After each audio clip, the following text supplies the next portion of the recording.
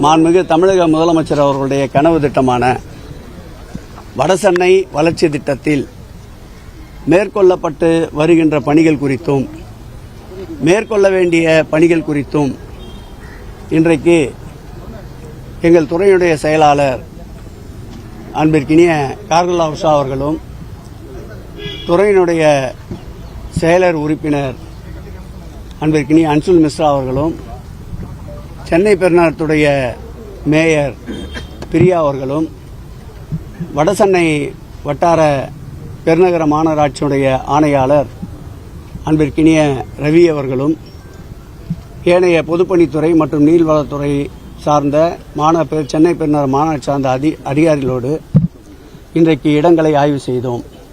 அதில் ஒரு 6 ஏக்கர் நிலப்பரப்பில்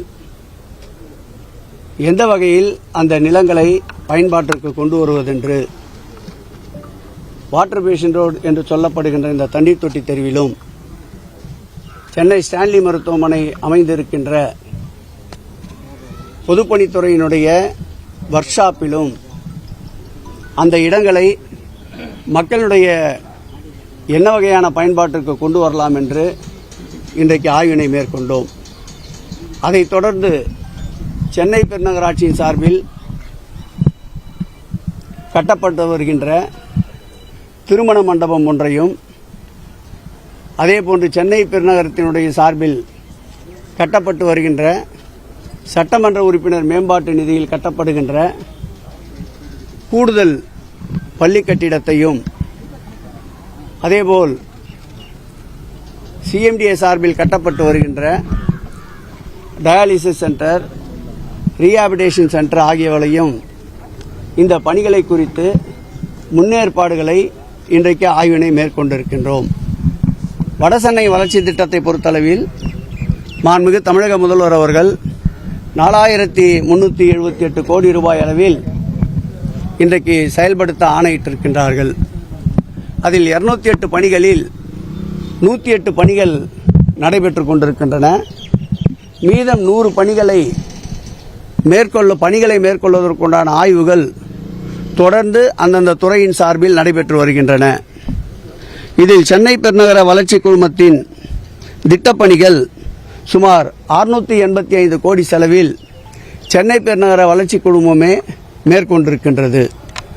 அதோடு இல்லாமல் இந்த 4378 கோடி ரூபாயில் கிட்டத்தட்ட சென்னை பெருநகர வளர்ச்சி குழுமம் 1619 கோடி ரூபாயை மாண்புமிகு முதல்வர் அவர்கள் உத்தரவின் பேரில் பங்களிப்பாக பல்வேறு துறைகளுக்கு வழங்கியிருக்கின்றது. இந்த திட்டங்கள் நிறைவேறுகின்ற பொழுது உண்மையிலே மாண்புமிகு தமிழக முதல்வர் அவர்கள் ஆட்சி பொறுப்பில் இருக்கின்ற போதெல்லாம் தான் இந்த வடசென்னை வளர்ச்சி அடைகின்றது.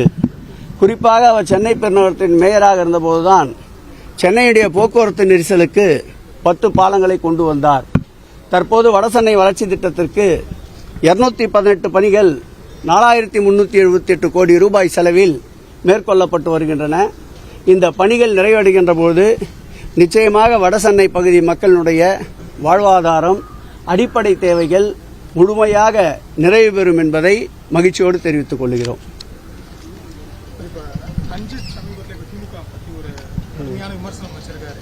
நீதி கட்சி காலத்துல இருந்து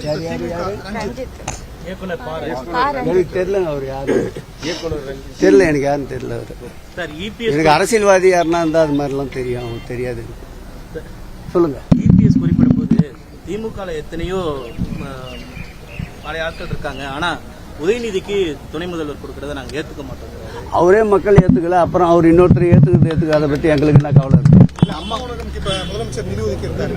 அம்மா உணவகத்தை அவர்கள் காலத்திலேயே பட்டுப்போக செய்திருந்த ஒரு திட்டம்.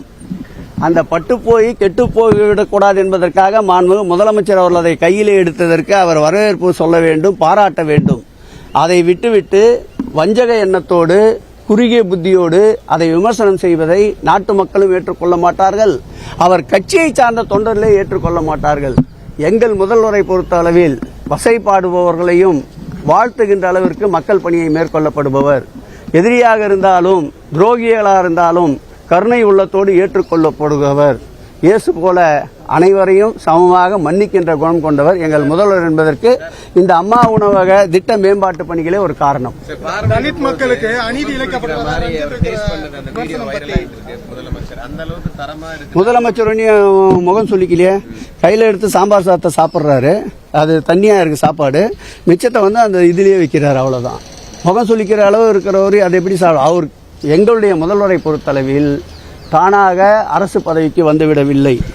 கிட்டத்தட்ட ஒரு 50 ஆண்டு கால அரசியலுடைய நெடும் பயணத்தில் மக்களோடு பயணித்த ஒரு முதல்வர், அதுவும் அடிமட்டத்திலிருந்து இன்றைக்கு முதல்வராக உயர்வு பெற்றிருப்பவர். குடிசைகளையும் கண்டவர், கோபுரத்தையும் கண்டவர், ஏழ்மையோடும் விளையாடியவர், பணக்காரர்களோடும் விளையாடியவர். ஆகவே ஏழ்மையை முழுவதுமாக உணர்ந்த ஏழையின் காவலன் எங்கள் முதல்வர். அப்படி எந்த சம்பவம் நடைபெறவில்லை. இதில் எடப்பாடிக்கு அச்சம் எப்படி வருகிறது என்றால், கரைந்து கொண்டே இருக்கின்ற அந்த அதிமுக காணாமல் போய்விடுமோ முதலமைச்சருடைய இப்படிப்பட்ட நடவடிக்கைகள் என்ற அச்சம் வந்திருக்கின்றது. எங்கள் பணி மக்கள் பணி, அது தொடரும். இன்னா இனியவை என்பதல்ல, எந்த திட்டமாக இருந்தாலும் மக்கள் நலத்திட்டங்களுக்கு உயிர் கொடுக்கின்ற முதல்வர் எங்கள் முதல்வர் என்பதை இந்த திட்டத்தை மேம்படுத்துகின்ற வாயிலாக தெரிகிறது. நீதி கட்சி காலத்தில் அவங்க காலத்திலேயே குவாலிட்டி கட்டிகள், இப்பதான் எல்லாமே குவாலிட்டியா இருக்கு.